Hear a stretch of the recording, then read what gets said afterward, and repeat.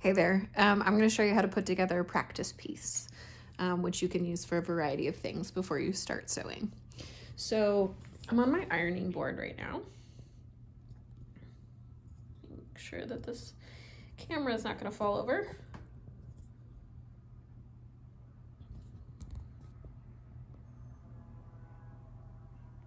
Okay, that looks good.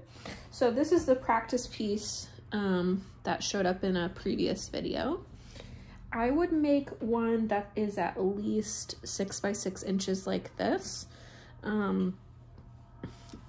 to larger, maybe like 10 by 10. It doesn't have to be a square, but essentially something with right angles is going to be useful for us later on in the class.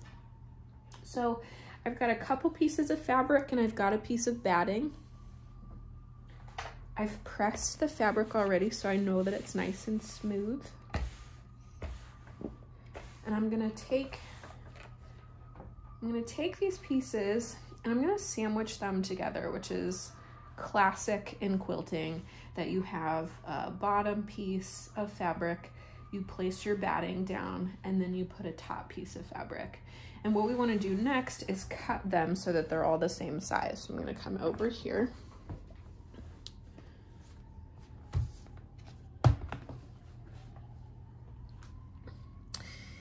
And in an ideal situation,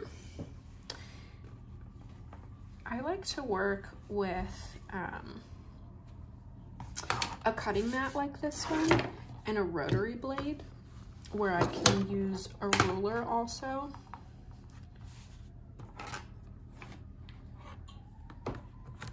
To just cut straight through all three at the same time in a really simple way.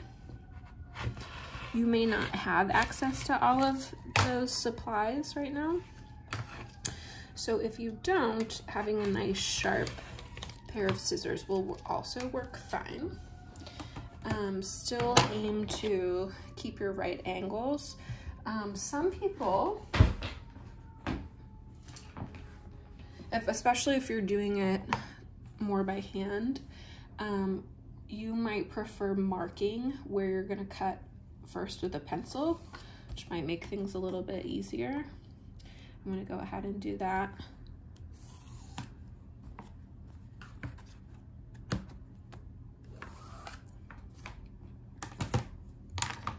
And then I can just cut straight through. Again, all three at one time.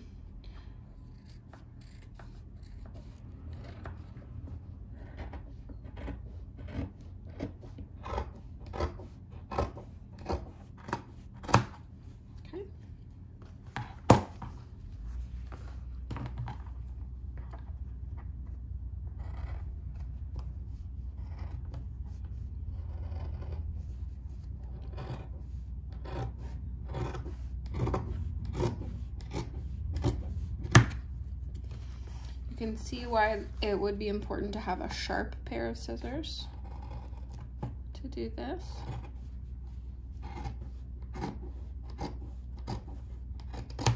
Okay.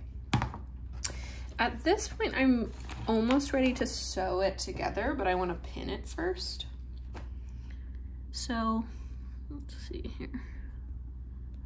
Okay. Ooh, nope. Okay. So I'm going to take some pins and I'm going to place them every couple inches around the edges, perpendicular to the edge. So I'm going to go in, I'm going to go back up, just simple like that.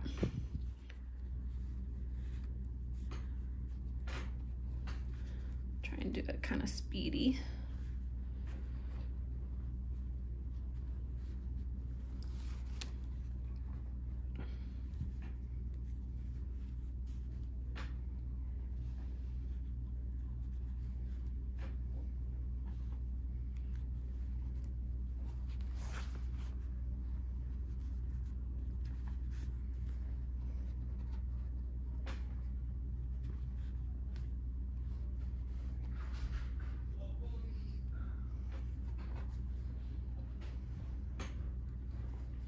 Babe, the fire like nuts. It's the craziest thing ever. I believe it. I'm doing a video too. Hey, where's my... Oh.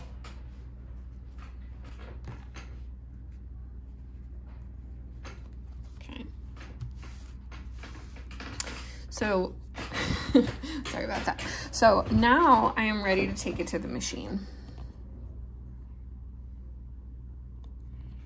All right, so I'm already threaded. I've got a bobbin thread. I've got a top thread.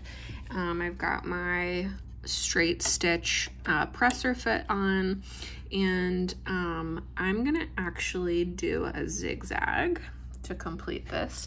So I'm gonna go to, I'm gonna say 4 for my stitch width. My stitch length, 2 would be good. You can experiment with different options. And I have my feed dogs up. So what I'm gonna do is position the edge of this piece just so under the presser fit. Let's see here. Okay. And see this little groove in the center that's marking the middle of the presser fit? Not the opening, but the groove right in the center. And I'm gonna line up my practice piece on the edge with that same groove and plop down my presser fit. And I'm gonna sew right over these needles. So I want the glass heads to be far enough out that the presser foot's not gonna go on top of the head, but rather just on top of like the long part of the needle. So at this point, I'll just do the hand wheel for now so you see what's going to happen. So the needle is going to go down into the practice piece and then off the edge, down and off the edge, down and off the edge, over and over and over, and it's going to sew all 3 of those pieces together. So I'm going to start sewing so you can see that. And I've got my hands on either side of the piece. Oops. Zoom out a little bit.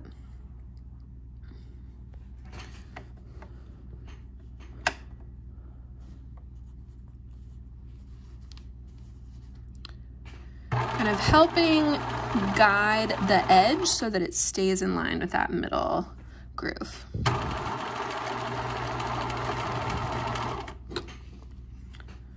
When I get to the end, when I get to a corner, I'm gonna stop just before the end, like let's say 1/8 of an inch to 1/4 to the corner, and do a pivot turn, and it's gonna look like this. I'm gonna stop, use the hand wheel to get a little bit closer, and then I'm gonna lift up the presser foot, but keep the needle in the down position. So presser foot goes up, and then I'm gonna turn and pivot the piece, and you can start to see what my stitches are looking like now. Put the presser foot back down and just continue my stitch. Now, when I turn it, this edge is not really in line here. So I'm gonna go back. I'm gonna go one more.